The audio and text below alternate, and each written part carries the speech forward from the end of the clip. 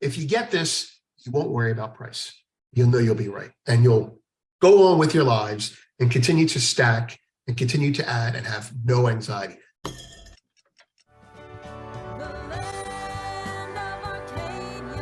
Good morning. This is Vince Lanci, and this is the Arcadia Economics Silver Fix.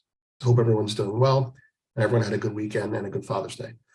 I want to do something a little different today. Not very different, but a little different format-wise. Some of you may know I am a professor of finance at university, MBA.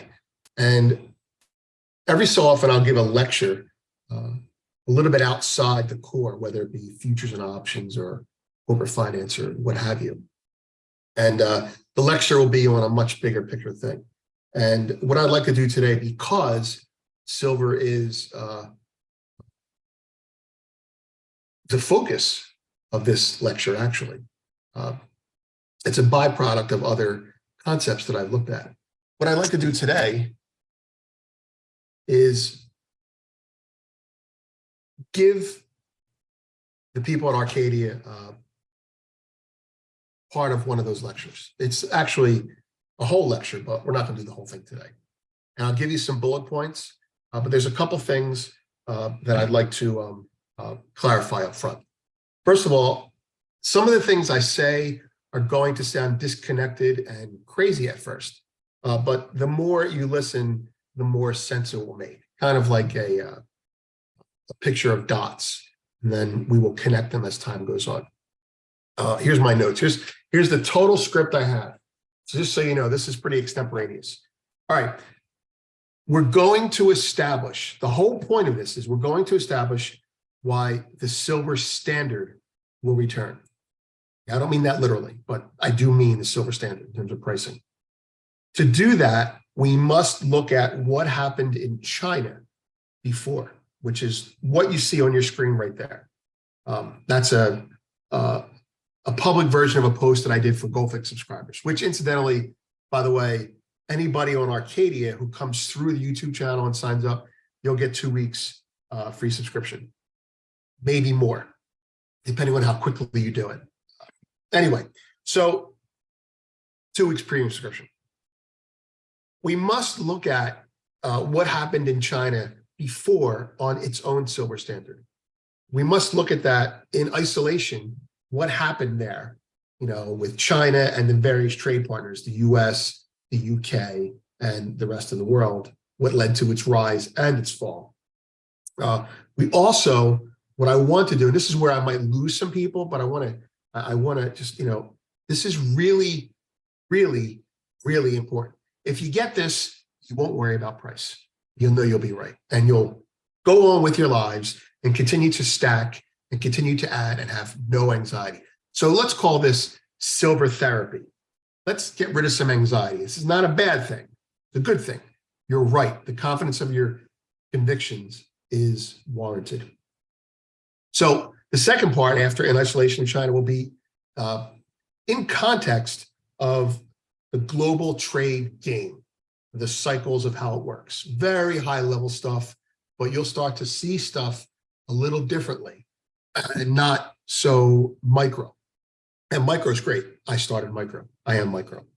Then we will look at, after looking at China and what it dealt with its silver standard, and then looking at China in context of what happened during that era, we will then take China and its recent changes along with the BRICS, and we will look at the whole situation as it currently exists in the global situation now. So China's behavior then, what happened, why it worked, why silver worked as a silver standard, why it didn't work, why it ended. We're going to look at what happened back then. That won't take too long on that. And then we're going to take the principles we've learned from that and apply it here. Okay, so basically the economic cycle of the world, there's one economic cycle. So let's get started. Alternatively, I have been writing this for a couple of weeks, but people talk about it so much, and I don't want to give you something you've already seen, but here's my take and understanding and extensive experience on eligibility versus registered. I'd ignored it because so many people were covering it, but I started listening recently, and some things are lacking. So there's a list of things that I've written about. There's all the stuff that I wrote. Eligible, defined, registered.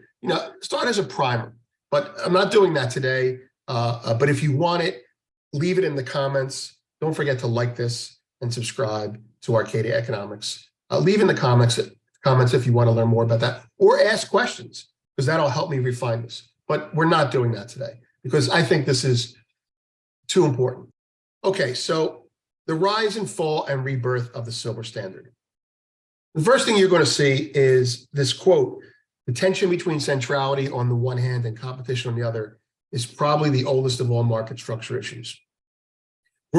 That's going to come into it further on the line. So you can ignore that quote for now. I'm going to bring you to that conclusion. First of all, in the context of what I said, we're going to talk about China. We're going to talk about China in context of that area in history.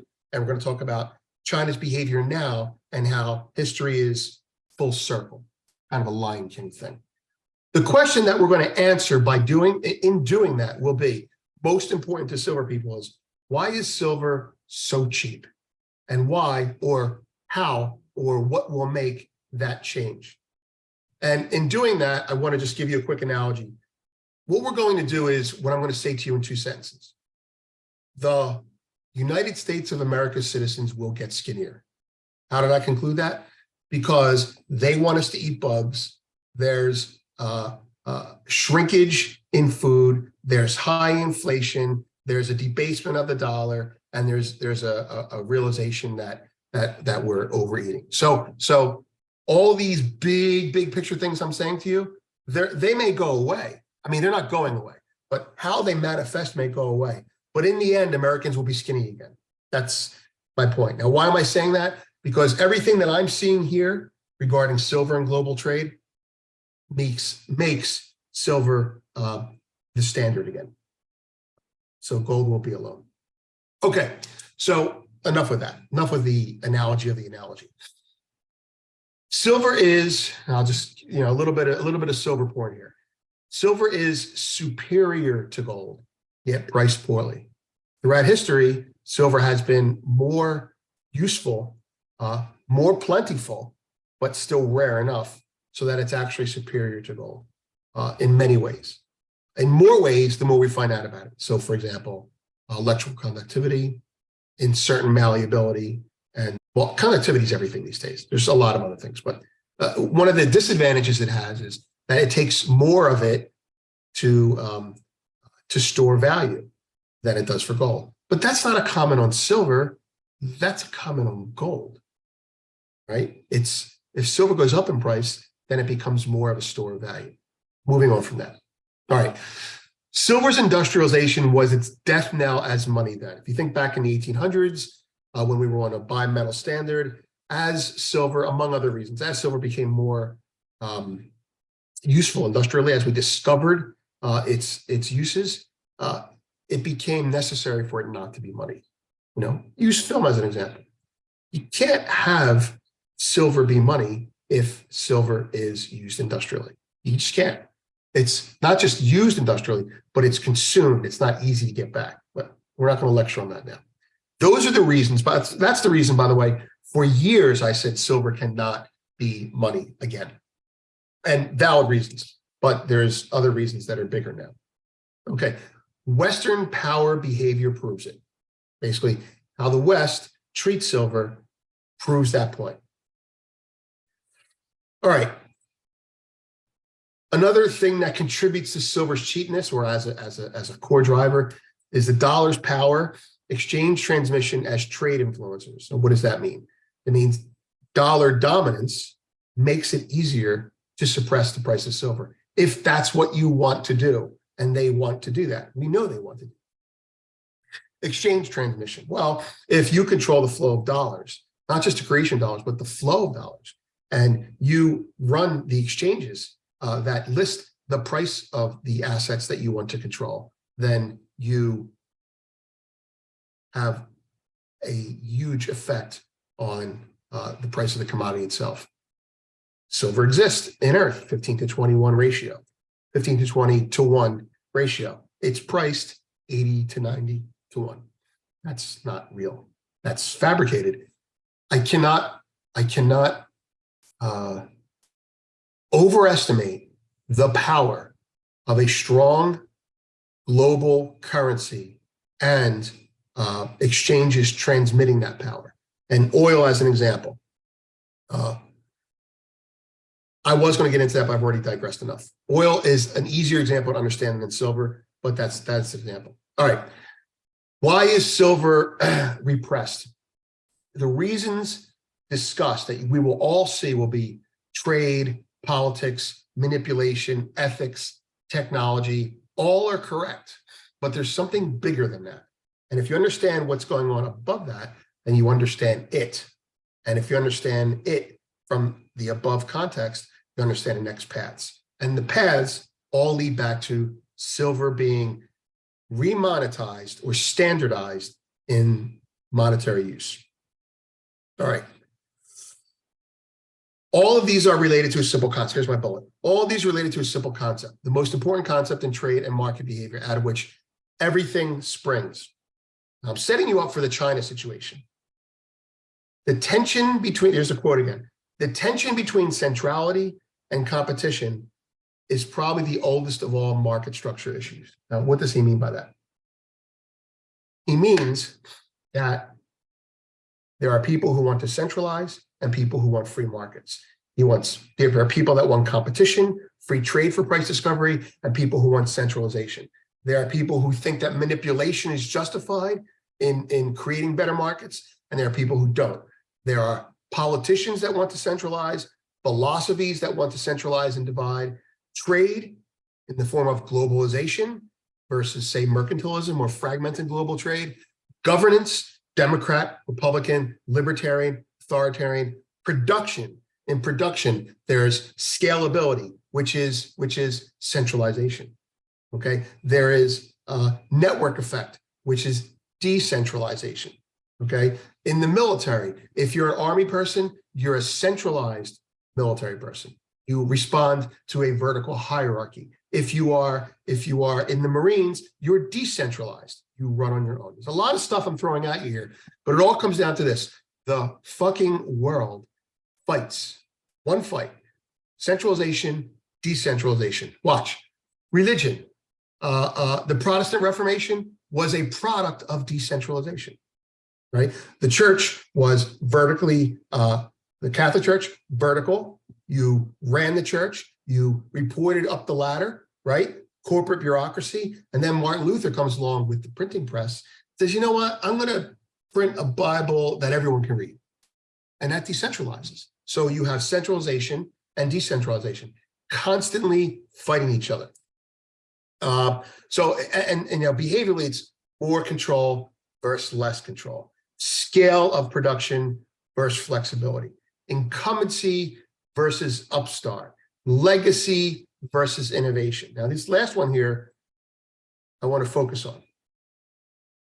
Fiat is the incumbency money. It's the incumbent money. It is the champ. It is in control. It influences everything. Commodity money is the upstart money. It hasn't always been that way, but that's what's going on. One of the cool things about scale, which is what fiat has now, scale, network, it has scale and network, phenomenal powers that contribute to its incumbency, are also liabilities. When something changes in the world, incumbents, champions, fiat, react slower. They're the aircraft carrier in the water. The aircraft carrier is slow to pivot. They can afford to be slow because they're so powerful. But if they wait too long, they're destroyed. So when a wave comes, you've got an aircraft carrier and a tugboat. The aircraft carrier is fiat. The tugboat is commodities. The tugboat is more flexible. It moves around faster. It's decentralized, right? The aircraft carrier is incumbent. It has benefit of scale. It has a network effect outside of it. It's centralized. And the wave is external to the market. The wave comes in and changes everything. The tugboat gets out of the way. The aircraft carrier gets sunk. And it's sinking right now. It's sinking right now. The wave has already hit. It's sinking right now. And the people on board don't know it. It's like, the little bit at a time, they're all running towards one end, the scene from the Titanic or what have you. Okay, so there you have it. That's the centralization versus decentralization aspect.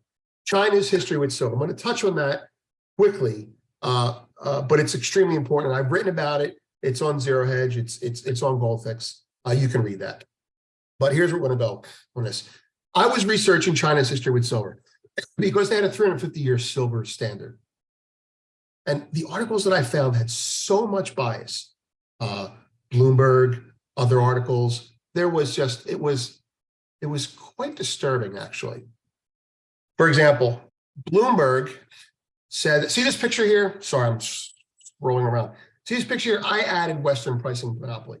This picture was used to say the long shadow of silver is a negative on China.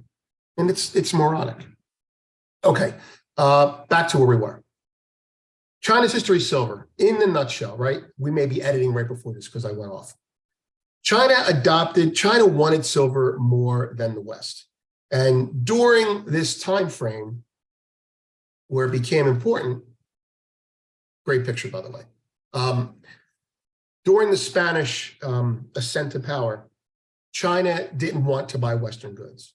China wanted to get Western silver, right? So we bought Western goods, we meaning the West, we bought Chinese goods for silver, and that increased their silver stockpile.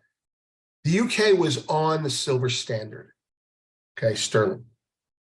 And what happened was the silver supply started depleting.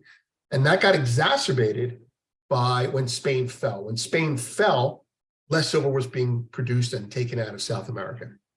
They were eviscerating Latin America on silver. At the same time, because of other problems in China, they stopped consuming. They stopped buying stuff. And what happened was, well, they didn't stop consuming. Let me just correct this, okay? The UK sought to protect itself because it was exporting too much silver and buying too many Chinese goods. So the UK created a good that China wanted to buy, and that was drugs. It was opium. And by doing that, they rebalanced the trade situation. They rebalanced the trade situation, meaning silver stopped flowing into China and started flowing out of China for drugs. So that's how the UK protected its incumbency. See how that works? Incumbency in the money. So they started exporting opium, silver started flowing back in, everything's fine for them, right? Not fine for China. Destroyed China. Destroyed China so much that China valuing silver as much, it wasn't really a silver standard then. Valuing silver as much as they did, they created a silver standard. So they said, you can't own silver, it's money, we don't want it leaving the country anymore. They were trying to control the opium trade as well as preserve their monetary independence, sovereignty. That didn't work. It didn't work because Spain collapsed, and in Spain, or the Latin American countries got independence from Spain, or Spain collapsed, however you want to look at it, one versus the other.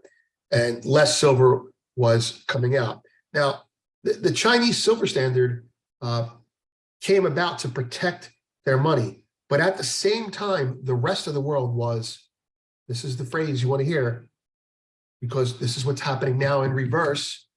China was isolated. China was not global. China was self-dependent. China was not global. All it wanted was money. It carried a positive trade balance before the opium thing. The rest of the world innovated, created more efficient ways to do things, and the rest of the world globalized. The globalization created fiat. First, England went to the gold standard. Why? They couldn't get enough silver anymore, so they just changed. That's the point. The gold standard exists because the English realized that they couldn't hold on to their silver anymore. That's essentially what happened. So the gold standard comes on, and then eventually you have a fiat standard, which is implicitly backed by gold or what have you. And those things undermine the value of silver. So China is, if you want to look at it in a negative way, China is hoarding all the silver that no one needs anymore. China no longer owns money. China owns silver. Simultaneously, so while this is all happening, and I don't know why, well, I do know why it happened, but I'm not sure I agree with it. But while this is all happening, US, we're talking about when the silver issue in the US happened with, I'm not sure what you call it, but the bimetallism. So the US went off the bimetal standard, and I think it was FDR. The Silver Action Group, they were very strong lobbyists, and they defended silver production. It was a farmer type of thing. And they kept the price of silver up by telling the US that they had to buy silver. And the US did. They're very powerful, probably for other reasons, which I'll get into in a minute. So the US kept buying silver at a higher price than China was willing to pay. Mind you, China was buying silver at a 3-to-1 ratio on Earth, when it was, before then, everywhere else in the world it was 15-to-1. And in China it was 3-to-1. And so in terms of silver to gold, and that's what was happening. Silver was flowing to China, gold was flowing out. And so that's why the UK went on a gold standard. It's one of the reasons. Now, China has a depression as a result of this. And because of globalization and their failure to adapt to it quickly for multiple multiple legitimate reasons. China's too big, no unification, very much like Germany at the time. Japan's another one that was slow on the globalization play. They were too small, no natural resources, no innovation. I mean, they had to innovate as a result of that. So the curse of incumbency, Chinese elites controlled the markets then, US now, boxers forget about that part. So what we're going to bring this all together now. We're going to say that back then, China was on a commodity standard, silver, when the rest of the world was moving towards a fiat standard. Whether you like it or not, that's what happened. The fiat standard and globalization ascending isolated China, causing a depression. China then had to go off of the silver standard, but having no experience and really no innovation at the time, technologically, they didn't have an industrial age going on. They didn't have an industrial age going on, right? So they can't make stuff for export at a better price than we can, we meaning the West, right? So what happens is China goes off the silver standard because of the crushing deflationary depression. Their economy wasn't helping the fact that no one else was holding silver. And then they started printing money. Sound familiar? They started printing money, and the money was too much floating around. I have charts on that. And you had hyperinflation. And the hyperinflation created political chaos, and the political chaos gave birth to communism in China. That's it. So you can blame England for communism. You can. You really can. You shouldn't, but you really can. So communism came along, and they abolished. The silver standard was already abolished, but they did other things.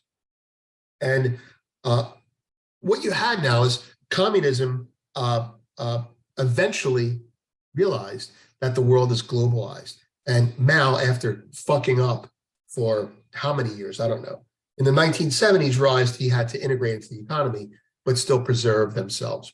So what China did was they accepted a conversation with Nixon, and in doing so, opened up for trade. So they opened up for trade, and the U.S. got its cheap labor, and China got its economy going by making stuff for the rich people. And that's how China was included in the global markets. Now let's fast forward to now. Remember centralization and decentralization? Remember communism and capitalism? Remember globalization and mercantilism? Well, here it is. Here it is. Here's the context of what happened to China then and what's happening in the US, the West, specifically the US now, right? You have an era in the black, right? The point is you want to look at this as a circle. And there's many ways to look at the yin yang, but I want you to humor me and look at it like this. See this here? It's a circle. The birth of commodity-based currency grows and it grows and it becomes huge, excuse me. And at its peak, it gives birth to fiat currency, trust-based fiat. And the demise of commodity-based currency allows trust-based currency to rise. Trust-based fiat currency rises, peaks, and gives birth to commodity-based currency. Now, this is all based on the concept of that things are circular, what goes around comes around. That's just the Chinese way of looking at it. Now, you may say to yourself, well, we've only had fiat for, no. It's about cheating. Fiat is cheating on natural resource currency, okay? So what I mean is globalization and the abuse or backwards mentality that prohibited innovation in commodities gave birth to growing trust. So here we are. So you see, this is China. This is China. This is the silver standard right here. This is China failing to realize that the world has changed. And by the way, it's also when you get down to the nitty gritty, it's the UK poisoning them. It's the US paying higher for silver. It's all these things that happened because of globalization, right? Globalization is the white, centralization, globalization is the white, and fragmentation or decentralization is the black. Okay, so at the peak of fragmentation or isolation or mercantilism, you had the birth of fiat currency, and that went hand in hand with globalization. And this is China's demise, right? And now here we are, here, full circle, okay? And now we've got, yes, trust-based fiat currency works, sometimes better than commodity-based currency. And when does it work? It works when there's trust, and there's no trust because the West has abused that trust with sanctions, which, by the way, that's not new. What's new is we took Russia's money. We confiscated their reserves, I think is how we look at it. So that's where we are. We're here right now. There are two worlds. There is a maxed out white, fiat-based, globalized currency, and there is a ascendant, growing, commodity-based currency. Now, there's going to be a period where they coexist, but this is what's going on in the world. Now, why silver? Why am I so silver-oriented? Well, look at it through China's eyes. You're the second biggest power in the world. In some ways, you might be the first. You have a shit ton of silver. You also, and we'll prove this and explain this in subsequent conversations if you guys are interested in this. What's happening is China's appetite for silver has grown. Its supply, its domestic ability to pull silver out of the ground has decreased. They're in like a peak silver situation out there. And they're pulling more and more silver in because while the rest of the world is saying green energy, and China is obviously burning a lot more coal than we are. China's building solar panels. China's capitalists now. China's come full circle. Not only do they have a fiat that the world is in the process of trusting, they can also back it by gold and silver. Now we come back to the centralization thing again. The dollar incumbency, in combination with the ability to broadcast price through US-based exchanges in the world, sets the price for trade. I don't care that it's trading $5 over spot. I don't care that it's trading $10 over spot. Here's the problem, guys. It's trading relative to fucking spot. See, spot is the reference price. Just like in oil, they reference WTI. They reference the Brent basket. It's the reference price. Spot, which is LBMA. COMEX, which is USA. They say, okay, it's $5 over. It's within reason. No. See, when you change the world currency to something other than the dollar, then you're no longer saying, what is it in spot? When you say, what is it in spot? You say, what is it in US spot? What is it in renminbi spot? What is it in rupee spot? See, when you change the currency, you change the reference point. It's all about the reference point. And that's why the COMEX is king. And you're going to see, I'm going to go into the next conversations we have, not today. You're going to see the Shanghai Futures Exchange, the physical demand, the pricing there, and how pricing, it's all about pricing. Remember the phrase pricing power? Pricing power is what we're talking about here, right? It's trading places, right? The price is settled when it closes, right? And when the guy says, turn those machines back on, he's saying, open the exchange for price discovery. Now, what happens when the COMEX price discovery mechanism shuts down? The world would freak out, but not if there's a replacement, and not if that replacement's trading in dollars. And here's what's going to happen, guys. The replacement's going to trade in whatever, dollars. I'm sorry, it's trading in yuan, right? So it's going to trade in yuan. And like, oh, well, yuan, dollars, you have to do a currency swap. I've done this trade, not in Chinese yuan, I've done it in yen. I've done a dollar, yen, gold trade. I've done that. It's happened. You basically trade on 3 different exchanges. It's expensive. What's going to end up happening is someone's going to say, it's already happening now. It's been happening for years, but it's going to happen in a bigger way.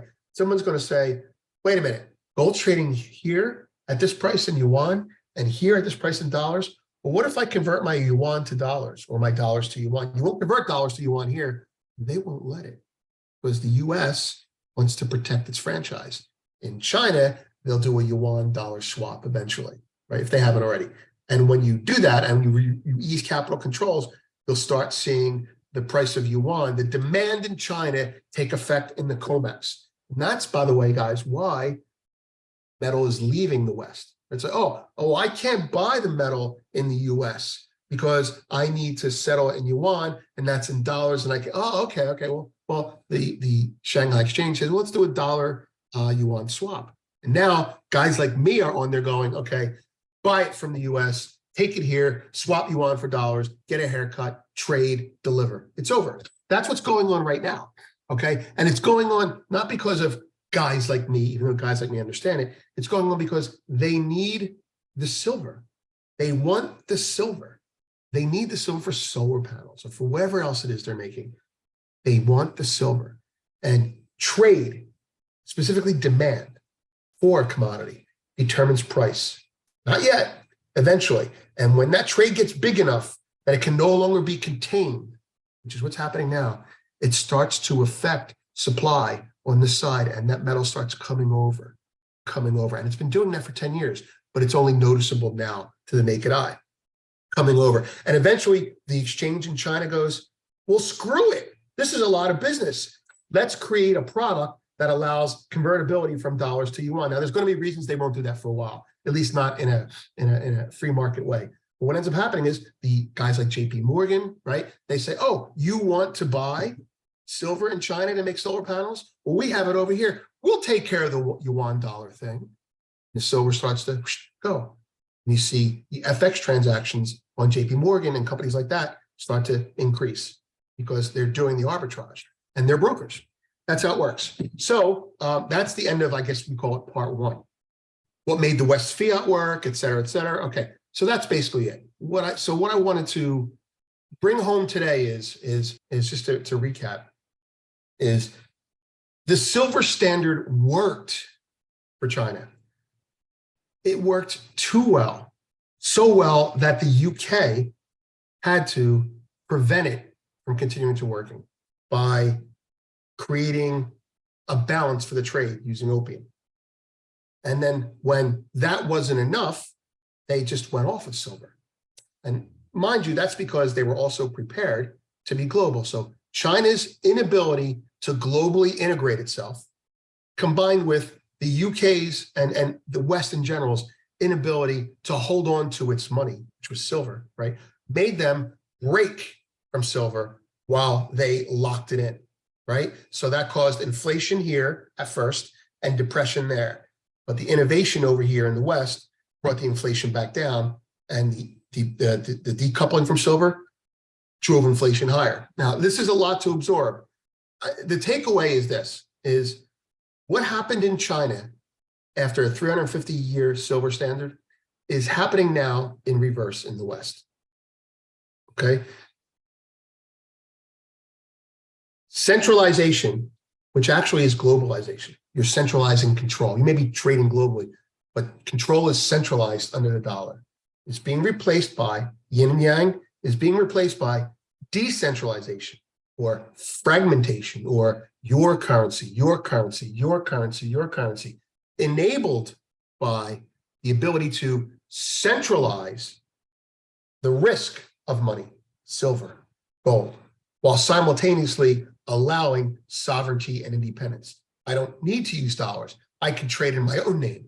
I don't need some other currency. I can use rupees or whatever. Now, whether that works or not is irrelevant. And the point is, it is in the US's interest to keep the price of precious metals and commodities down in dollar terms, because that creates the spot price that the rest of the world gets sucked into. Now, China's not getting sucked into it anymore, right? You're not getting sucked into it anymore, but there's millions of people in the world who look at that price and go, that must be the price. I'll sell it at that price.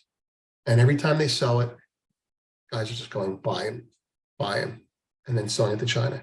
They have access like you do, and other people don't. So 5 years from now, the price of silver will be triple, quadruple, quintuple. That's not enough for you? Well, then, get a job, right? You need to do things while your investments work for you. Silver will work for you. You have to work for you. So that's it. The second part will be about specifically, we'll get into specifics, talking about how silver is physically being accumulated by China, separate from gold, for multiple reasons, and why that will break the lock on silver pricing in the West. I'm Vince, Arcadia Economics. Have a great day.